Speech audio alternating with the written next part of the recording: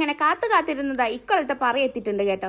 ഞാൻ നേരെ പോയത് അടുക്കളയിലോട്ടാണ്. ഇവിടെ എല്ലാം സെറ്റായിട്ടുണ്ട് കേട്ടോ. പറക്കി വരുന്നവർക്കെല്ലാം ഇന്നത്തെ ഫുഡ് നമ്മുടെ വീട്ടിലാണ്. അതുകൊണ്ടാണ് ഇതൊക്കെ റെഡിയാക്കി വെച്ചിരിക്കുന്നത്. നല്ല ചോറുണ്ട്, സാമ്പാറുണ്ട്, ഉപ്പേരിയുണ്ട്, എലിശ്ശേരിയുണ്ട്, പായസമുണ്ട്, പപ്പടമുണ്ട്, അങ്ങനെ കുറേ കറികളൊക്കെ ഉണ്ട്. ഇത്തവണ കുട്ടൂസൻ മുൻപിട്ട് ഇറങ്ങിയിട്ടുണ്ട് കേട്ടോ. മുന്നിട്ട് വന്നിട്ട് കൊളാക്കി തരാൻ കുട്ടൂസ് കഴിഞ്ഞിട്ട് വേറെ ആരുള്ളൂ. അത് ശരിക്കും കാട്ടി തന്നിട്ടുണ്ട് നമുക്ക്. പിന്നെ ഒരു കാത്തിരിപ്പാണ്.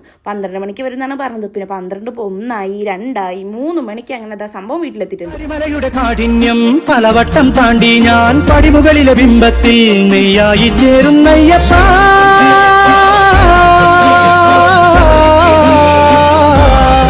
സ്വാമി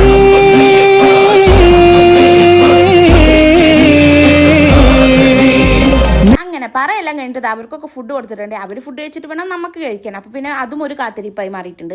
അങ്ങനെ അവസാനം നമ്മുടെ ഊഴം എത്തിയിട്ടുണ്ട്. നമ്മളങ്ങനെ ഫുഡ് കഴിക്കുന്ന സമയം എന്ന് പറയുന്നത് 4:30